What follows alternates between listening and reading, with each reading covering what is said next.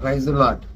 మన ప్రభువును రక్షకుడును యేసుక్రీస్తు వారి నామానికి మాత్రమే సర్వదా మనందరినీ రుణస్థులమై ఉన్నాం. ఎందుకు అని అడిగారా? ఆయన మనం ఇంకా దూరస్తులుగా ఉండగానే మన యొక్క జన్మ కర్మ పాప దోషముల నిమిత్తము ఆయనే వచ్చి ఆహుతైన కారణాన్ని బట్టి ఆయన రుణము మనము తీర్చుకోలేము, చాలము. అందుకు ఆ ప్రభువుకి యుగ యుగాలకి మహిమ కలుగును గాక. ఆమేన్. ముందుగా నా హృదయపూర్వక వందనాలు తెలియజేస్తున్నాను. ప్రభునందు దేవుని బిడ్డలారా, మరి ఈరోజు మందసము యొక్క విలువ, మందసమము ఉంటే ఏం జరుగుతుంది? మందసమము అనగా ఆ మందసము ఎవరు? దేవుడేనా? మందసము అనగా ఏమిటి అని మనం చూసుకుంటే, మందసము అనగా దేవుని వాక్యే. దేవుని వాక్కు మొత్తము ఎలా మానవుడు బ్రతకాలో, మనిషి ఎలాగా జీవించాలో, ఎలాగా జీవిస్తే మనము దేవుని మనసుని తెలుసుకుంటామో అనే దానికి ఈ యొక్క మందసము దేవుని మనసై ఉన్నది. Praise the lord. అయితే మందసము గుడారములో ఉంటే ఏం జరుగుతుంది? అనేక రకాలైన పరిస్థితులన్నీ కూడా తొలగిపోయి ఆశీర్వాదకరంగా ఆ కుటుంబము అంతకంతకు వర్ధిల్లుతూ ఉన్నది. మందసమము ఉన్న ఆ ఇల్లు, ఆ యొక్క గుడారము ఏమవుతుంది? అంతకంతకు వర్ధిల్లుతున్నది. ఎందుకు నేను ఈ మాట చెప్పాను అంటే, ఇక్కడ మనం చూసుకున్నట్లయితే దేవుని బిడ్డలారా, ఓబేదేదేము, ఈ యొక్క ఓబేదేదేము ఇంటిలో మందసము ఉన్నది. ఈ మందసము ఉన్న కారణాన్ని బట్టి ఓబేదేదేము దినదినము అనేక రకాలైన ఆశీర్వాదాలు పొందుతూ ఉన్నాడు. ఏం మందసము లేకపోతే ఓబేదేదేము పొందలేడా అంటే పొందకపోనేమో. దేవుని యొక్క మందసమము ఉన్న హేతువును బట్టి, ఆ కారణాన్ని బట్టి ఓబేదేదేము ఇల్లు పరిబలతముగా, అనేక ఫలాలుగా, అనేక రకాలైన ఆశీర్వాదాలకు నాంది పలికింది. ఈ ఓబేదేదేము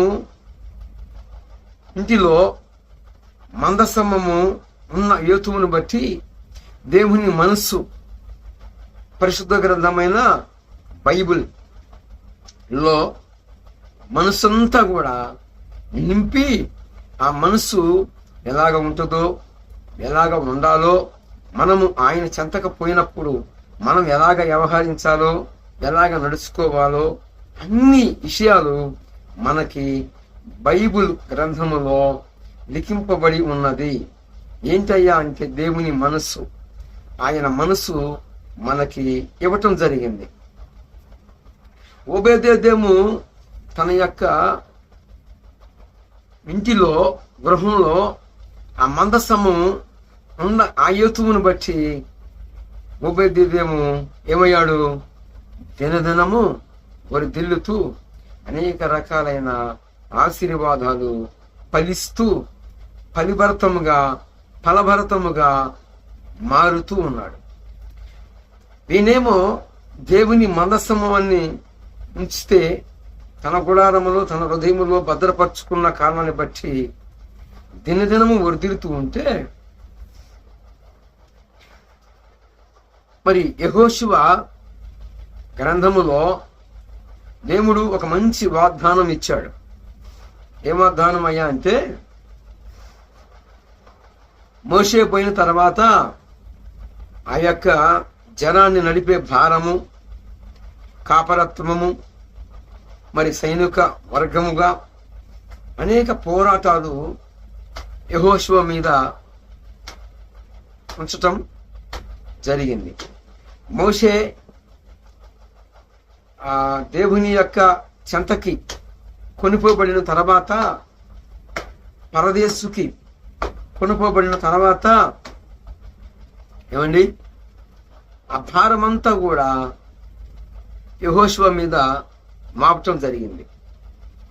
మోపేటప్పుడు దేవుడు అన్నాడు, యెహోషువ, మోషేకు ఎలాగైతే తోడై ఉన్నానో అలాగా తోడై ఉన్నాను, కానీ మోషే కంటే నీకు ఎక్కువగా నేను నీకు తోడై ఉంటాను. ఏమిటి అంటే, నీ దినములు ఎదుట ఎప్పుడు నీ ఎదుట నిలవ జాలలేడు. నీకు విరోధముగా రూపబడుతున్న ఆయుధము ఏది వర్ధిల్లదు అన్నట్లుగా.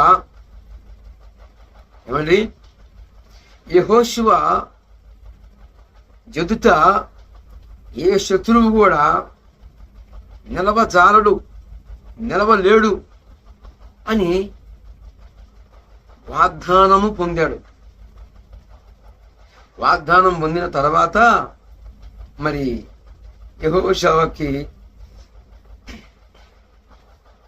యెహోషువకి ఏమెదురైందయ్యా అంటే, యెహోషువ ఒక ప్రాంతానికి 3000 మందిని ఇచ్చి వారిని జయించులాగా పంపించాడు.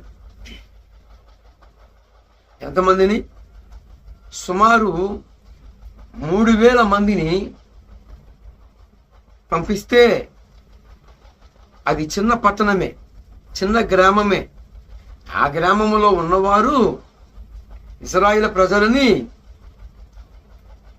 ఓడించడమే కాకుండా సుమారు 36 మందిని బలి తీసుకున్నారు. ఆ వార్త యెహోషువకి వినపడినప్పుడు యెహోషువ వస్త్రములు చింపుకొని తల మీద ధూళి పోసుకొని దుఃఖాకాంతుడైపోయాడు. ఏం జరిగింది అంటే, ఇక్కడ కాపరిగా ఉన్న ఆయనలో మరి లోపం ఉందా అంటే లోపమేమి లేదు, కానీ ఇక్కడ దైవ సేవకుడు పొరపాటు చేశాడా, ఏదైనా తప్పిదం చేశాడా అంటే చేయలేదు. కానీ కొన్ని సందర్భాలలో కాపరత్వం జరిగిస్తున్న నాయకుడుగా నాయకత్వం చేస్తున్న ఆ నాయకుడు ఏ తప్పిదమని చేయకపోయినా, ఆ నాయకుడు చేస్తున్న ఆ యొక్క జనములో ఎవరన్నా తప్పులు చేస్తే ఆ యొక్క పర్యామం, ఆ యొక్క పాపము అందరి మీద ఏలుబడి చేసే అవకాశం ఉంటుందని ఇక్కడ మనకి యెహోషువ గ్రంథములో మనకు తెలియజేయబడుతుంది. ఇక్కడ యెహోషువ ఏ పాపం ఎరగడు. కొందరు అనేక గోత్రాలు వాళ్ళు ఇక్కడ ఉన్నారు, కానీ మరి ఏ గోత్రం వాళ్ళు ఆ పాపము చేయలేదు. కానీ మరి ఆ యొక్క సైనికుల్లో ఒకడు శాపగ్రస్తమైనవి 3 బంగారము, వెండి, పట్టు వస్త్రాలు, ఈ 3 తన గుడారములో దాచుకొని ఏం చేశాడు? ఘోరమైన పాపము, శాపము తెచ్చాడు. యెహోషువ చేయలా, తక్కిన సైనికులు చేయలా. శాపగ్రస్తమైన వాటిని చాలా మంది మరి సమీపిస్తూ ఉంటారు. యేసు ప్రభు దగ్గరకు వచ్చినట్టే ఉంటారు. శాపగ్రస్తమైన కార్యకలాపాలు అంటే క్రియలు, వాస్తుశాస్త్రం పాటిస్తూ ఉంటారు. మాంత్రికుడి గాడికి సమీపిస్తూ ఉంటారు. మరలా ముసుకేసుకొని మరలా అందరికంటే విరిమిక్కులుగా భక్తి చేస్తారు. కానీ నువ్వు ఎన్ని ముసుగులేసినా సహోదరి, ఎన్ని విధాలుగా ప్రార్థన చేసినా, సంఘములో ఉన్న వారి కంటే అధికమైన కన్నీళ్లు గార్చిన నీ పాపము నిన్ను పట్టుకును. ఇక్కడ ఓబేదేము ఇంటిలో మందసము దాచుకుంటే, ఇక్కడ యెహోషువ యొక్క నాయకత్వంలో ఒక సైనికుడు మందసము కాదు, శాపగ్రస్తమైన వాటిని ఇంటిలోకి తీసుకొచ్చుకొని ఆ ఇంటిలో ఉంచిన కారణాన్ని బట్టి తన కుటుంబంలో ఉన్న పిల్లలందరూ కూడా శాపానికి, నాశనానికి, భార్య బిడ్డలు గురయ్యే పరిస్థితి. ఏం జరిగింది అంటే, యూదా గోత్రములో వాడు ఒకడు పట్టబడ్డాడు. వాడు ఎవడో కాదండి, ఆకాను. ఈ ఆకాను ఇక ఉండలేదని తెలిసి దేవుడు యెహోషువకి దర్శనమిచ్చి, యెహోషువ, ఎందుకు నువ్వు దుఃఖపడుతున్నావు, ఎందుకు నువ్వు ఇలాగా బాధపడుతున్నావు, మరి అనేక గోత్రాలు వారిని అందరినీ కూడా నువ్వు ఇలాగ చెయ్యి, పిలువు అని చెప్పి దండోరం ఇప్పించి మరి వార్త ప్రకటన చేశాడు. అనేక గోత్రికులు వచ్చారు. వచ్చిన తర్వాత యూదా గోత్రములో వారు మరి ఆకాను అనేవాడు పట్టబడ్డాడు. ఇప్పుడు యెహోషువ అడిగాడు, నాయనా ఏం జరిగింది నాయనా, చెప్పు నాయనా అని చెప్పి అడిగినప్పుడు ఈ యొక్క ఆకాను అనేవాడు నేనే మోసం చేశాను, మరి యెహోవాకును ఇశ్రాయేలు ప్రజలకును చనిపోవడానికి కారణము యోతువు నేనే, శపితమైనది శాపగ్రస్తమైనవి 3 నా గుడారములో ఉంచాను, మరి పోయి తీసుకురండి అని చెప్పినప్పుడు, అప్పుడు ఎంత పాపము కట్టుకున్నావు నాయనా మా కుమారుడా అని యెహోషువ ఆ యొక్క వస్తువులు తెప్పించిన తర్వాత ఆకాను పిల్లలను, తన భార్యను వాళ్ళు ఎరగరండి. కుటుంబంలో ఒకడు చేసిన ఆ నేరము ఇంటిన్న పాది అందరి మీదకి వస్తుంది. అది మేలైనా, అది శాపమైనా, అది ఎలాంటి క్రియ అయినా, ఒకడు చేసిన ఆ నేరాన్ని, ఒకడు చేసిన ఆ తప్పుకి కుటుంబంలో ఉన్న వారందరూ కూడా శిక్షకి అర్హులైనట్లుగా మనం చూస్తున్నాం. యెహోషువ గ్రంథము 7వ అధ్యాయము 4వ వచనములో నేను ముందు చెప్పిన స్టోరీ ఉన్నది. నెక్స్ట్ 20వ వచనములో ఆకాను పట్టబడతాడు. తర్వాత పాలెం మిరపడి తీసుకెళ్లి యెహోషువ చెప్పిన మాట ప్రకారముగా ఆకాను కుటుంబస్తులందరినీ రాళ్ళు రువ్వి రాళ్లతో చంపేస్తారండి. ఎవరో చేసిన నేరానికి యెహోషువ వస్త్రహీనుడు కావాల్సి వచ్చింది.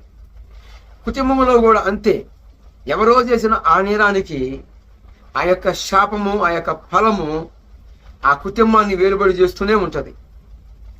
ఆ కుటుంబంలో ఆ పాపము, ఆ శాపము ఏమండి భగవంతునికి మొరపెడుతూ ఉంటది. కుటుంబంలో కొన్ని క్రియలు చేస్తూ ఉంటారు, కొన్ని పనులు చేస్తూ ఉంటారు. అవి అక్రమ సంబంధాలు కావచ్చు. మరలా చర్చికి వచ్చేవాళ్ళే, మరలా చర్చికి వచ్చి అందరికంటే విరిమిక్కులుగా ముసుగు వేసేవాళ్ళు, ముసుగులో చేసే ఆ రహస్యములు అలాగనే ఉంచుకొని కేవలము ముసుగు మాత్రమే ధరించి డైలీ వచ్చి సంఘములో ప్రార్థన చేస్తున్నారు. కానీ నీ పాపము నిన్ను కొట్టుకును. సక్రియ చేయని వెడల వాకిట పాపము పొంచి ఉంటుందని ఆనాడు కయ్యనుతో చెప్పాడు దేవుడిని, యెహోవా నువ్వు సక్రియ చేసిన వెడల తల ఎత్తుకొనవా, తల దించుకుంటావా, అయితే వాకిట పాపము ఉన్నది. వాకిటే ఉంటుందండి, వాకిటే ఉంటుంది. మరి నీ క్రియలు ఎలాగ ఉన్నాయి? ఒక ఆయనేమో మందసము దాచుకుంటే దేవుని ఎదుట భయభక్తులు కలిగి హృదయములో మందసము ఉంచుకున్న కారణాన్ని బట్టి తన కుటుంబం అంతా కూడా ఏమైంది? ఆశీర్వాదకరంగా మార్చబడింది. ఏమండి, మరి ఆకాను అనేవాడు తప్పు చేసిన, పాపము చేసిన ఆ కారణాన్ని బట్టి నాయకత్వం చేస్తున్న దైవ సేవకుడి మీదకి ఆ యొక్క పాపము శాపము వచ్చిన కారణాన్ని బట్టి ఇశ్రాయేలు ప్రజల్లో 36 మరణమయ్యారు. ఆయి అనే ఆ చిన్న గ్రామంలో వీరు జయించలేకపోయారు. వారు వీరిని తరిమి వేశారు. ఏమండి, ఎందుకు? ఒకరు చేసిన పాపానికి, కుటుంబంలో ఒకరు చేసిన ఆ పాపానికి శాపానికి, ఒకరు చేసిన అబద్ధానికి, ఆ అబద్ధమైన పాపమైన శాపమైన ఏదైనా సరే అది కుటుంబం అంతటి మీదకి ఏలుబడి చేస్తూ ఉంటది. ఏమండి, ఆ శాపము బలపెడుతుంటది. మరి మీ జీవితాలు అలా కూడా చూసుకోనండి. మెట్టుకి ప్రభునందు దేవుని బిడ్డలారా, మీరు పరివర్తనంగా ఉండాలంటే ఓబేదేము ఎలాగైతే తన ఇంటిలో మందస్సము దాచుకున్నాడో అలాగ మీరు దాచుకున్నట్లయితే మీ కుటుంబాలు వర్ధిల్లును గాక.